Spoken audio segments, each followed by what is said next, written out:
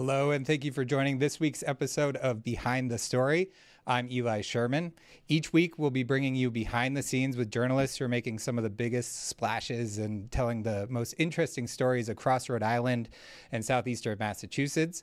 This week, I'm joined by my co-host, 12 News anchor Kim Kalunian, and our first ever guest, the renowned editor of the Warwick Beacon, John Howell. Welcome to the show, John. Well, thank you for the invite, and I'm interested to see what this show is all about. So are we. So, John, we wanted to ask you on today, not just because you're an absolute living legend in Rhode Island journalism, but also because you continue to pump out interesting stories day in and day out, which is impressive to all of us in the market. And so we want to talk about you and your career a little bit later in the show, but I want to first dive right into some of the journalism that you've been doing recently. And specifically this past week, you wrote a story about Butler Hospital. And hospital workers have been on strike now for more than a month at the psychiatric hospital in Providence over failed contract negotiations. And John, you landed a one-on-one sit-down with the hospital president, Mary Marin. And we should note that we're taping this on a Wednesday, and contract negotiations are fluid. So by the time you watch this, who knows, maybe they're resolved. But as of right now, they're still talking.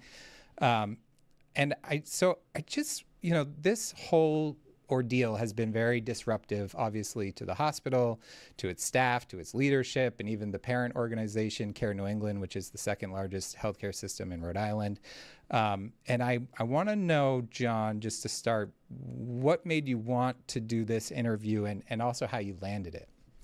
Well, it started off actually with something I was watching on your station about events that were coming up that particular day. And you mentioned an informational picket line at Kent Hospital, actually for the VNA, who's also trying to get a contract with Care New England.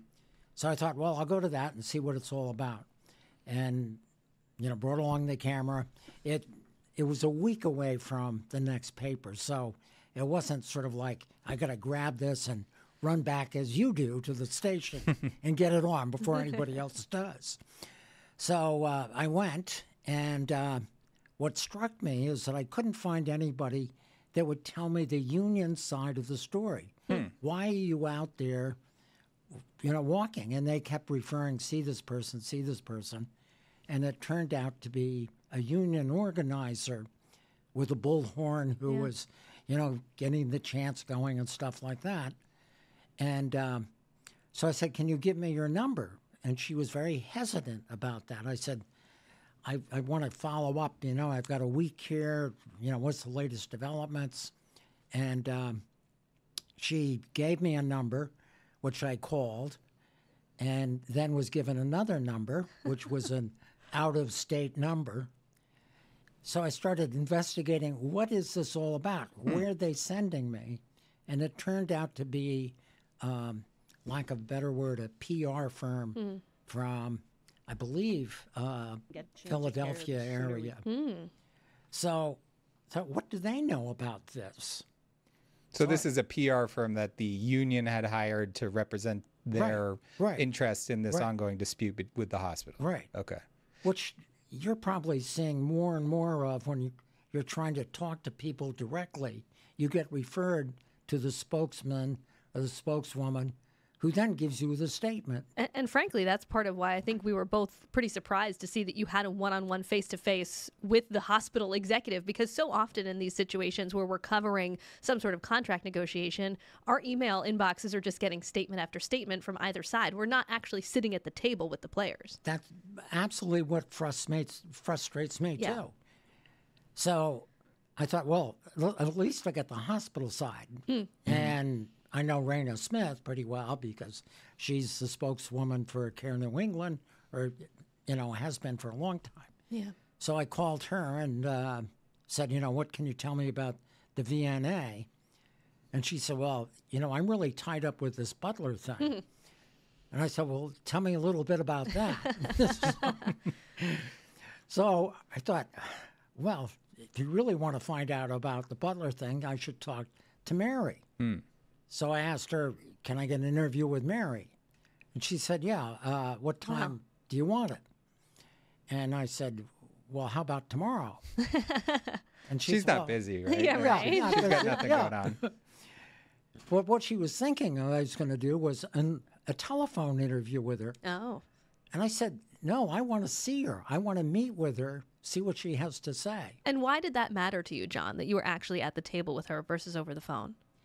Because you capture so much more of somebody when you're face to face with them, and you're not only hearing their words, but you're reading their body language, you're looking at the environment they're in, you know, what they have on their desk, you know, if they're nervous and sort of jittery, you know, what's fueling the debate here. And so she said, I'll arrange for that. I wasn't surprised when she said, well, I'm going to sit in on the interview. Sure. And she was watching her clock very closely. So, you know, it's time for us to go, that sort of thing. And I certainly expect that with some elected officials, especially in the, you know, governor's office or something. Yeah. You know, time to get out. But I found Mary extremely personable, and I found her personal story fascinating, you know, starting when she did. And how because she doesn't originally come from hospital leadership, right? She came up through the ranks of actually working on the nursing side of things, and yeah, she was an occupational therapist. Therapist, that's right. And started off as an intern. Wow. You know, 40 years ago. And this is a major conflict, obviously, and it's like I said off the top, it's been going on for more than a month now. I think we just crossed the 1 month mark. And how's she seen? She obviously stressed, which one would expect. But she wasn't sort of going off script.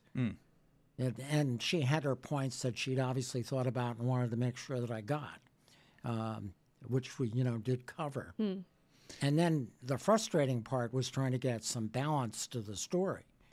Yeah, and to your point there, John, I know you had a statement in there from Jesse Martin, who is the, I think, the executive vice president of the union, which is SEIU 1911, I think, North New England.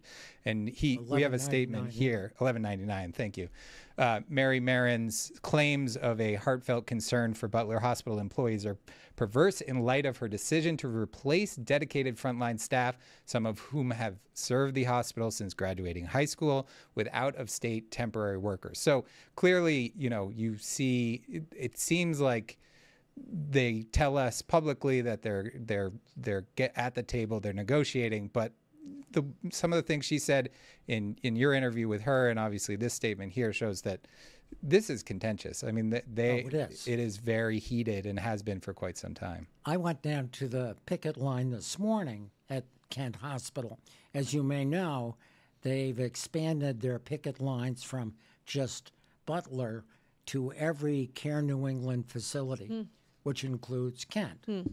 And I talked to one of the picketers there, Dan Camp is his name. And I brought along our newest reporter. Good learning experience. Yeah. And now we've got a story from that side on a very personal level, because he started off when he was 16. Wow. I said, 16? He said, well, yeah, I worked in the kitchen, you know, and he was doing stuff like that. Wow.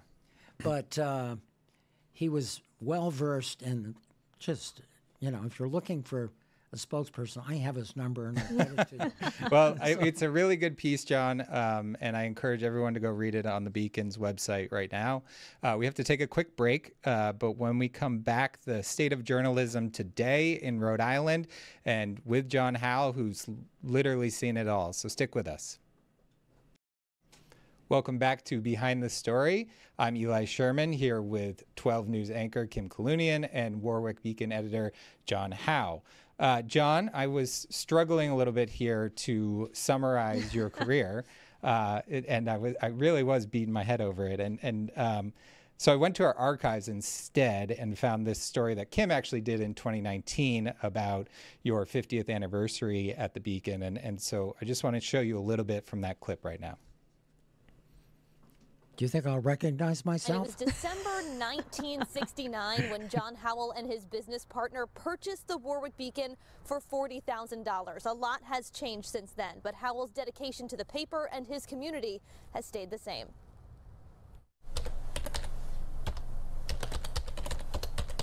It's deadline day at the Warwick Beacon, which means John Howell is behind his keyboard. It's been a long ride, one that's gone awfully quickly. Howell wasn't yet 30 when he and his business partner, a colleague at the East Providence Post, purchased the Warwick Weekly.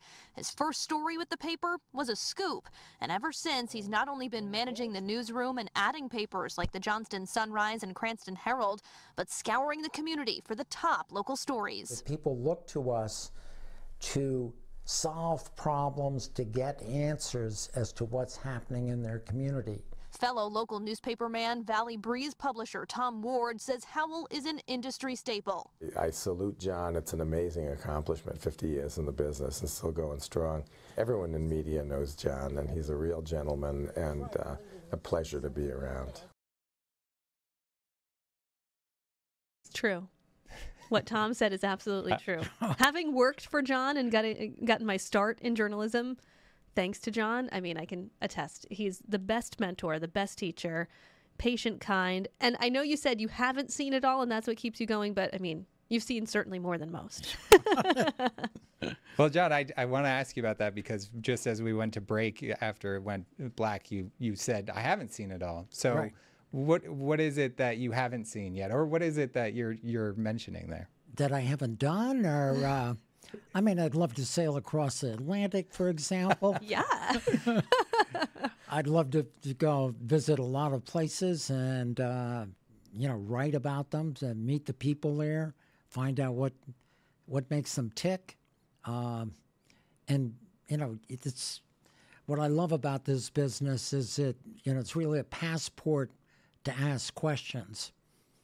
And I'll tell you a brief story about my grandfather. My grandfather was French, and I would always ask a lot of questions, even at the age of 5. And he would say, "Au cause des mouches," Which means? because of the flies. So I'd ask a question and he would answer that, which was never satisfactory. So I suppose that instilled in me this desire to really get to some answers and find out what is happening.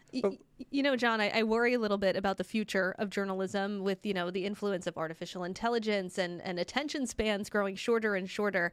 And like I mentioned, you were such a great mentor to me, and you've been such an amazing teacher to so many young aspiring journalists in this market and beyond. Do you have some advice for younger people that might, inspire them to follow their curiosity and pursue this field as a career? Well, I think they've got to start off recognizing you don't make a lot of money in news. So if they're motivated by news, journalists. don't do it. Okay. Great. They're motivated by money, don't do it. Yeah. That was That's the it. advice. Okay. Yeah, that's advice. Don't. Well, I want to ask you, John, because I to the point of you seeing it all, I read a budget story that you did a couple weeks ago on the Warwick budget, and you wrote it in a way that somebody who coming fresh off the street would have to do such an extraordinary amount of work to understand what all of these inner workings are. And you wrote it in a way that I could tell that you know exactly what that penny is doing over there and what it means and who put it there and for what reason. And that comes from time of covering a community and understanding how it works.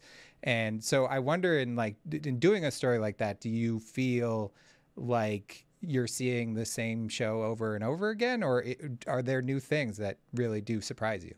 Well, quite obviously, there is a process and a sort of schedule. So you do see these things. This is budget season. You know what's going to happen up at the State House, when it's going to happen, and the questions sort of fall into place. But quite obviously, the players are different. So it changes from year to year, even from day to day.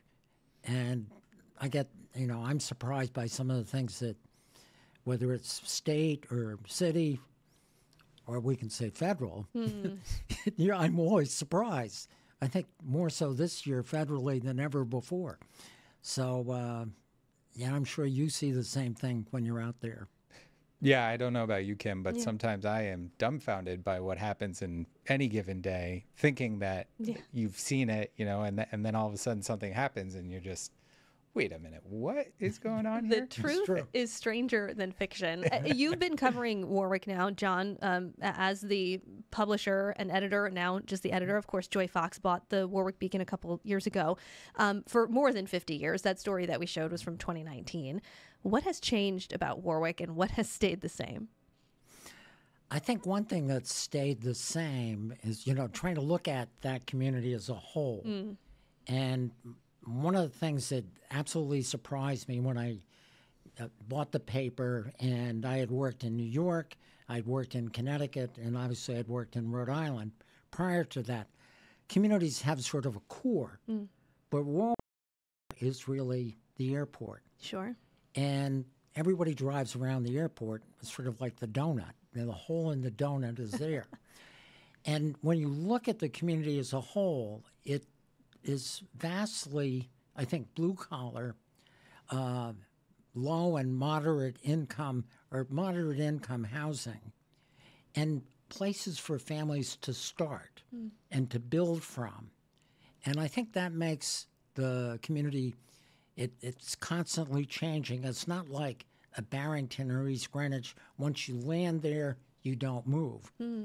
But Warwick, there's this transition that seems to be happening on a continual basis. And quite obviously, it's driven by the means of transportation as well. And what you're certainly seeing is, with the MBTA stop there, you've seen the development of apartment buildings in the neighborhood. That's going to bring in people from outside of Warwick that are looking, I'm assuming, are going to be, just starting out. So you've got that as well.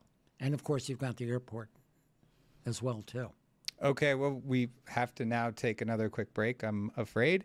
And when we come back, we'll be looking at other stories that happen throughout the market in a recurring segment that we have dubbed The Stories We Wish We Wrote. John Howell with the Warwick Beacon, thank you so much for being with us. Hello and welcome back to Behind the Story. I'm Eli Sherman alongside 12 News anchor Kim Kalunian. So with this last bit of time that we have, we want to highlight some of the best stories or most interesting stories that we saw from around the market this past week. And so I'll start with you, Kim. What caught your eye? Well, I loved this story in the Valley Breeze by Sophia Barr called Remembering the Electric Trolley that once ran through Lincoln. And I thought, electric trolley? So first of all, I should say, I love transportation stories, especially transportation stories that are historical, because they're just so evocative of a certain time and place. I feel like I can hear the trolley bell, that whole thing. You can see like the newsreel footage of it. And Sophia did a great job with this piece. The trolley ran from Woonsocket to Providence and beyond. This was back in the 1920s. But I also think it's kind of relevant as we're looking for new ways to, is there going to be light rail in Providence again? Are we going to bring that back? How is transportation going to continue to evolve as we try to get more people onto public transit? So I thought it was a great look back, but also a reminder of what we could do to look ahead, too. I also read that story and really enjoyed it. And I actually printed out something from it because I knew you were going to bring it up. And there's a quote in it because there's a piece of that trolley that is still there. It's a giant pile of bricks that used to be when there was a bridge on an abutment of the Jordan Dairy Farm. And the reporter actually caught up with a member of the Jordan family who confirmed that indeed that used to be sort of a support system for the trolley so that the cows could run underneath the trolley system from one field of theirs to the other. And he had a great quote in it. This is Seth Hamilton. He said, quote, "I think the cows often felt that the grass was always greener over there." That's beautiful. That's beautiful. Sophia, great job getting that quote and including it. Excellent reporting there. What did you like, Eli? So my story was actually a big shout out to Jim Hummel. Oh, yeah. And he, of course, is with Rhode Island PBS, soon to be Ocean State Media, I believe. That sounds right. And he had a great story with the Providence Journal. He does big reports there. He does a great job. And this one was about the Johnson's Pond fight, which we all know because it's been dragging on for just years and years. And there was a federal lawsuit filed by the former owners of the pond, and which was taken by eminent domain at a much lower rate than they had purchased it for, and they're trying to get it back. But what I really liked about it is that in the lawyers, the town of Coventry, where the pond exists, forgot for whatever reason to seal executive session minutes from meetings with the counselors inside the town when they were discussing what they wanted to do with the pond once they got it. And they said, some pretty unflattering things, we'll say, about their intentions, according to this lawsuit, in that executive session. And even when Jim did the story, those executive session minutes were still up on the website. Like, he could find them. They hadn't brought them down. So I encourage people definitely. And to be clear, that is a reporter's landmine. If you can find documentation of meetings that happen behind closed doors, that's sort of the holy grail of covering public government, because they really try and talk most candidly when they think that they're not being watched. We do not like closed doors. We don't like closed by any doors. means. Do I have time, Eli, to shout out one more story real quick? Yes, you do. Okay, this was in the Herald News, and this is just really fun. Most people who know me know I'm a huge animal lover, and Dan Medeiros wrote this really funny piece about a blue parrot who swears a blue streak, and caring for this bird is not for the faint of heart. His name is Hendrix. I believe he is up for adoption. He's 20 years old, and he swears a lot. He's got a filthy mouth. He also says thank you, though, which is very nice. But I guess he's got some health issues, and he's looking for a home, an experienced bird owner. Parrots are no joke to take care of. They say it's like taking care of a toddler. I have a toddler. I know how hard that is.